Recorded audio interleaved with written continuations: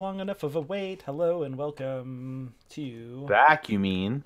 welcome back to the On the Stick Christmas slash Festivus slash Hanukkah slash Kwanzaa, whatever holiday you might solstice. choose to It's cold celebrate. and Yeah, dark, yeah. so let's give people It's our presents. Christmas. It's our gift exchange to help everyone deal with their seasonal Ho, affective ho, disorder.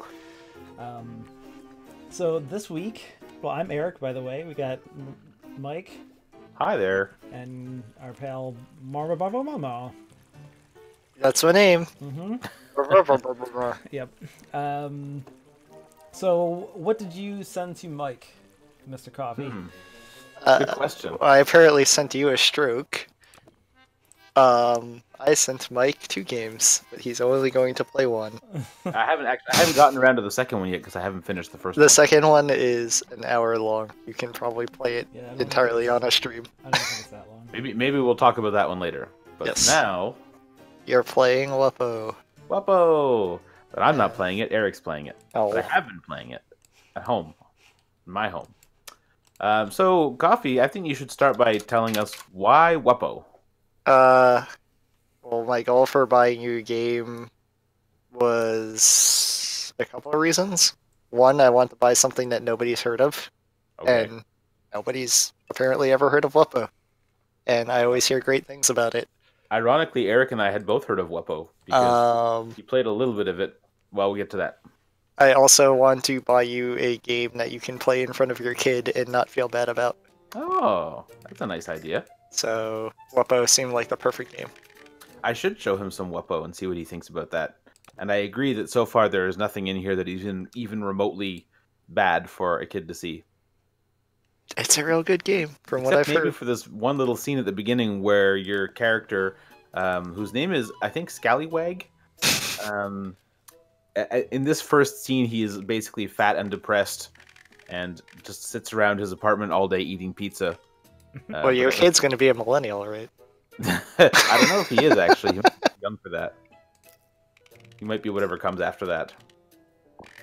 Yeah, okay. Well, so you are breaking with tradition because normally we give people games that we know ourselves and that we want people to get into. I know a lot about Wuppo, I've just never played it.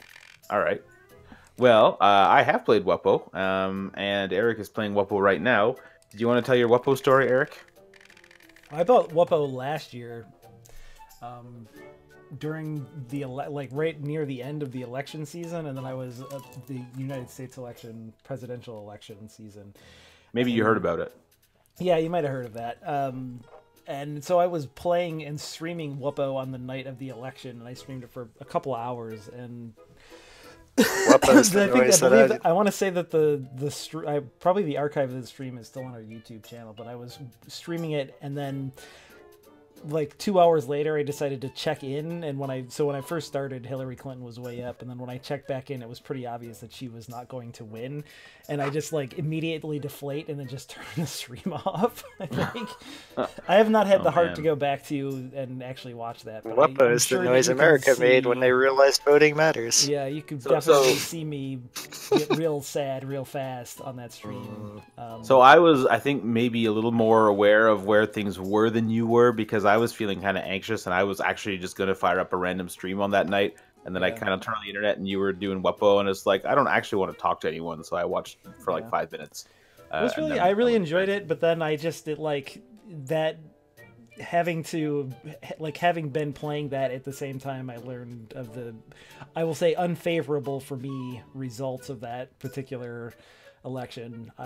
It just kind of left a bad taste in my mouth, and then I never went back to the game. But I really Yeah. enjoyed what I played of it. It really feels like, it's kind of like a mixture of like an exploration, a 2D exploration platformer, that like something that would have come out on like the Genesis. It's like a really old, or like a really old PC game or yeah, something. like a ZX Spectrum or Commodore 64 game or something like that. It's like one part Metroidvania and one part adventure game. Yeah, there's a lot of talking to people and a lot of wandering around and upgrading your character, Getting finding items powers and stuff. doing little quests for people. And then you walk into a room and you have to fight a giant food monster. which is the other thing that seems to happen in this game. But yeah, so I think you can see if you're watching the stream, Wuppo's got like a real kind of naive art look to it. Like it all looks like kind of like it was drawn in MS Paint or something. But so, and the game is also extremely cutesy and kind of like I gotta admit, at first I found it a little grating, and I was afraid that I was gonna be like, like I don't know if I'm gonna get onto this thing's wavelength. Like it feels like it's maybe trying a little too hard. But look how cute Wuppo is when he jumps, though. I mean, it's well, technically your guy's name is Scallywag, I think. Right, Wum a Wum. Well, this one is. You are a Wum. Everyone's a Wum. You live in the Wum house. So yeah, I wasn't sure if I was going to get on the wavelength for the game at first, but kind of the more I play it, the more it seems like A, it's really sincere. I don't think that they're doing this just to be twee and cute. And B, the game's actually kind of got a lot of scope to it in a weird way. Like this looks, when you're playing it at first, it looks like the kind of indie game that you sit down in for like an hour or two and you've kind of finished it. But I've played 4 or 5 hours and I think I'm only about halfway through. There's like a counter for the number of bosses that you have to beat, and there's like 20 different bosses in the game, and I've only gotten to about half of them so far. If I remember right, this was made by like 2 people, I think. Maybe. It's got some scope to it, though. Like, one thing that I've kind of grown to really appreciate is that there is no reuse of assets anywhere in the game. Every single screen that I've seen so far in playing has been completely unique and like hand-drawn. And the world is relatively big too, so because it's not made of tiles, it doesn't have that sort of repetition that you get out of most 2D games. So yeah, it's all unique, and there's a lot of places to go and a whole lot of people to talk to, and like if you look around and go off the beaten path, you can find a bunch of different stuff, kind of hiding in different spots. So yeah, it's big. So at the start of the game, you're this guy, and you live in the Wum house, and you're basically a bum at this point. And the concierge for the building hates you because you keep getting ice cream all over the floor and making a big mess. And so Eric's about to go over and talk to the concierge, who is going to make the very bad mistake of giving you another ice cream cone. And at that point, it's just going to drip everywhere, and he kicks you out of the building, and it kind of starts you on this adventure to initially get back into your building, but then after that you just kind of go off and do other stuff. And it is, admittedly, it's a little bit aimless at times, and in the first hour or so there were times when I was getting a little bit annoyed because I didn't really know where I was supposed to go exactly, or like why I was doing stuff. But the more I've played of it, the more I've kind of grown to appreciate the world and its sort of internal consistency. Messed up the entire hallway. What were you gonna say, Eric? I'll keep an eye on you. Try not to make a mess here. Oops. I mean, it's ice cream. It's gonna melt. There's not a lot you can do about it. It's gonna melt a whole lot in a very short amount of time. Let's go back to the 4th floor. I mean, admittedly, I don't tend to double jump a lot when I eat ice cream. Yeah, it's a bad idea to try and do a flip and eat ice cream at the same time. Or if you're gonna do that, at least put it in a bowl. So one of the things that the game that again, I was kind of not sure at first, because at the start of the game, your character is a bit of a smarmy jerk.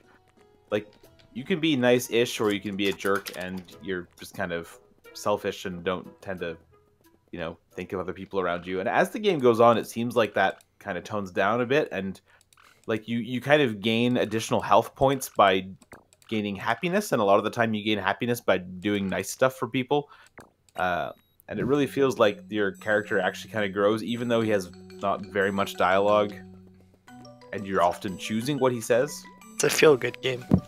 It kind of is, yeah. The Wum house has no room for this kind of behavior. But My ice cream cone. This isn't why I bought you this game, but there's another game in development right now called Picou Nakute. Okay. And this game reminds me a lot of that. Is it by the same people that made this? No, it's not. I don't think that these guys. I can't remember. it's Kunist and Persic or something. I don't know how to pronounce it, but I They're don't think from they've Nether- made anything else other than I don't this. think so. But well, now I can Yeah, I'm really not double sure. jump because that guy stole my TV. Yeah, so that's one of the reasons why you're so big and fat is because you eat your television. And then once he takes it from you, all of a sudden you can move like way better. This is funny. Watching you play, I get the feeling that my character is bigger than yours now. Really? But I don't know. Maybe possible. very slowly over the course of the game he's been getting bigger. I'm not sure.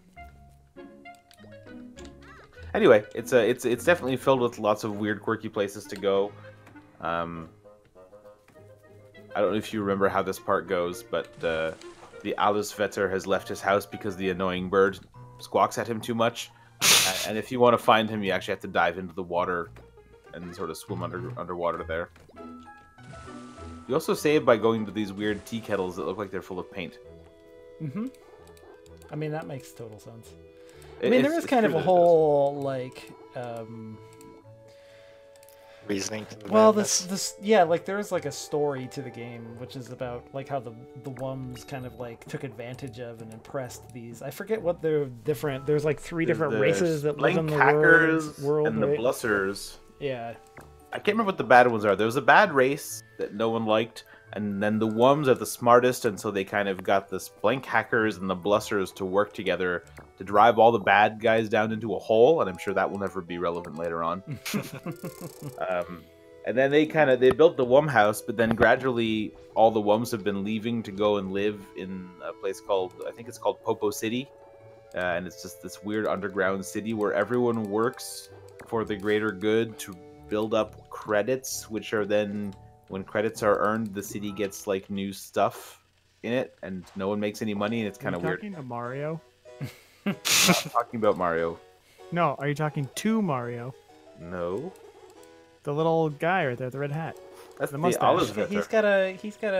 he's got a beard, and also it's Like like an a pirate admiral's hat. Yeah, He also looks has like a old projector, Mario to which me. makes him special. they become the most powerful race by building and wearing all sorts of equipment. There's like a real shittiness to the Wums. That they're just like Yeah. they have this real like annoying sense of like smug sense of self superiority over all the other races, and it's really annoying. And they're also kind of really consumerist, and Yeah, like there's a whole big thing about how next to the Wum house, the Blankhackers have built a big theme park, yeah. and all the Wums now just live in Popo City, and they take this weird vertical train up and down to go to the Snacker Wars. Oh, the Snackers, those are the bad Yeah, ones. the Fnackers. Mm-hmm. It's the Splunk hackers. So the film strips are like kind of like the hidden collectible in this game. They're Every known time for you their find ability to harvest Splunk. Splank is very dense. Yeah. Yeah, it's all the film strips. So you bring them to the Allesvetter, and he'll put them on his projector and then tell you about them. And sometimes he'll give you like health upgrades or money for them. Anyway, it's a neat game. It's also kind of a weird game. It controls really strangely. Like you use the left trigger to jump, it's really hard to end a conversation with people without accidentally talking to them again. So when I played it, I tried to play it with a controller, but I found it felt much more natural to play it with a mouse and keyboard. Okay.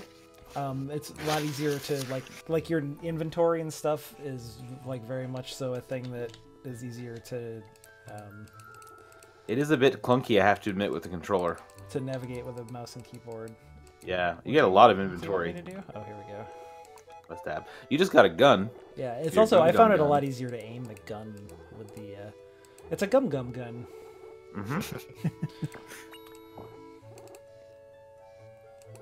Yeah, the inventory gets to be pretty massive eventually. Yeah, Um, yeah. That's the adventure game stuff. but there's also like action in the game. Like there's all these boss fights, and they're kind of tricky. Some of them I get first try, but there are some that require like 4 or 5 attempts before I get them. I believe I fed a boss right after I leave this place, right? Right after? I don't. Yeah, I think when you go to there's a temple in the jungle. I think when you go there, you'll fight a boss. Did I fight a giant fish right here in the lake? You have to go farther to get to the giant fish. The giant fish is next to the big hole that they put all the thrackers in. part's weird with like the water hanging in the sky. Yeah, there's the yeah, fish on the side. yeah. You can see him swimming around over there. Where's the all sweeter? I'm gonna take this. I don't want this bird hanging around. I know he's trouble. Where? He says. So anyway, I haven't finished the game. I think I'm about halfway through. I've made it to Popo City, and I don't really know like what I'm supposed to do in the future. So Did you say Popo City? Popo City. Are you on the lam? Is the popo after you? Not yet. No, they're arresting these people who look like kind of classic burglars. There's just like a whole class of person in the city that wears these kind of face masks, like a burglar from a 1940s cartoon or something. And every once in a while, they just arrest one of them.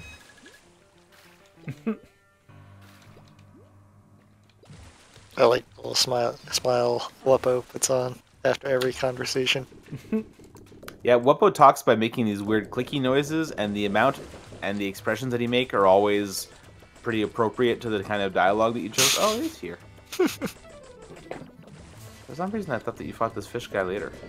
You might fight something similar later. You definitely like. There's another boss that you fight in that hole like pretty early on. I think. I'm gonna have to go back and play some more of this. You should. This game really has like some, like it's like the platforming and stuff is, it's not very demanding most of the time, and it's totally like serviceable for that. But it's definitely a game that's carried by its art style and the charm and stuff. Well, some of the boss fights get a little bit interesting later on, but it's also kind of messy at times. Like there can be so much just kind of stuff on the screen at all times that there was one boss that I kept dying to because I just couldn't see what was happening, and it was zooming out too because he was really big and we were in a really big room, and that got kind of annoying. But at the same time, I don't know, some of the fights are well designed. Ahoy there! Oh, that's right. This is my that friend fish. the chef. That's right, the chef who got locked out of his kitchen. Mm-hmm. What is this?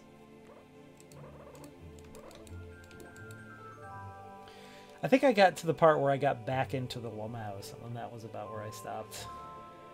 That's kind of long. You have to do the whole like underground tunnel sequence with the weird like flower guys.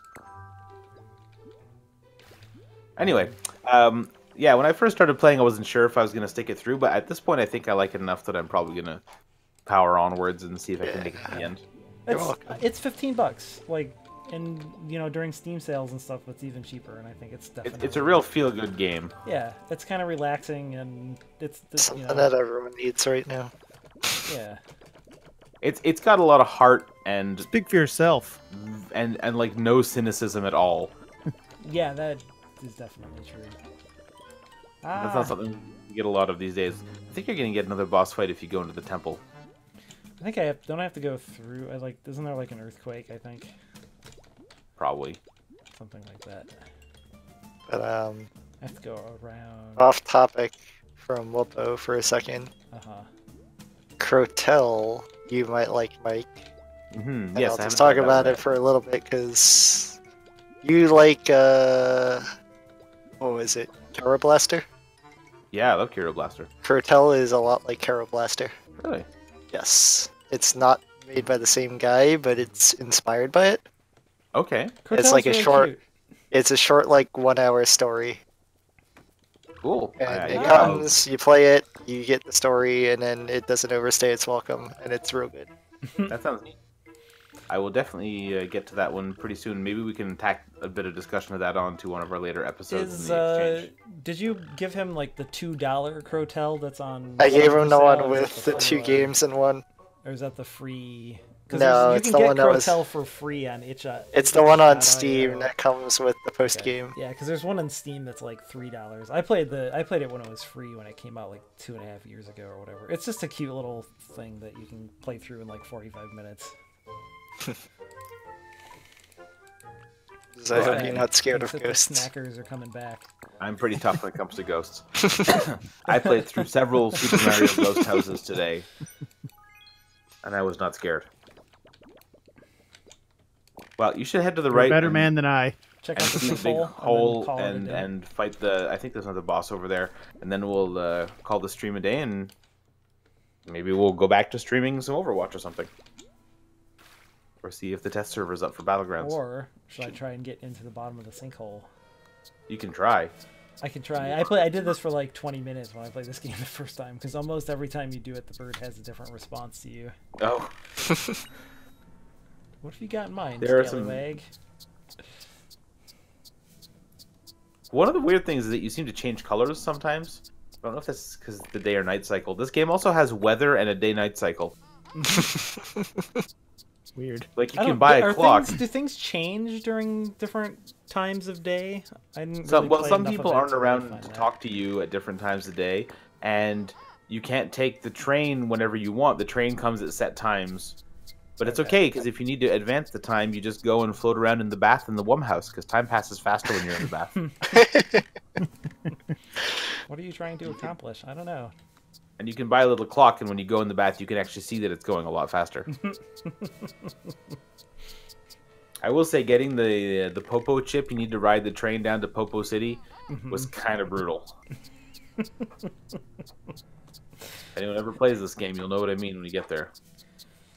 Ride Anyway, the train down so- to Popo City, where the Wuppos Oh, I are gotta- clean and the Fnackers are shitty. I do have to spoil one really cool Nice. thing about this game, which is that when you get on the Popo train, because game is made in the Netherlands, there's a shout out to Rami Ismail from Vlambeer, Nice. and you meet a guy named Rami who is coding a little game on his laptop, and he offers to let you play it while you ride the train, and it's like a top down twin stick shooter, and it's super basic, but it's also really hard.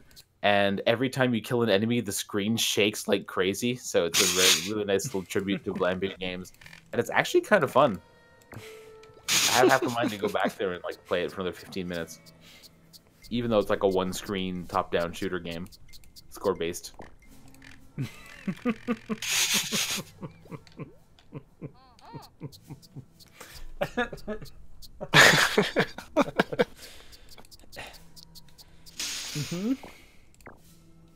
I think maybe he stopped now. I think that's the last time. Anyway, So thanks, That's Coffee. some Wuppo. Yeah, you're welcome. Wuppo is charming and cute. And So will wait, play am I some more supposed to Wuppo. buy it? Yes. yeah, you you should like definitely games that buy are made- Wuppo. Wait for a Okay. Steam sale, because usually it goes on sale for like $7. It's definitely Okay. worth it. Wait for it to be $7. Got it.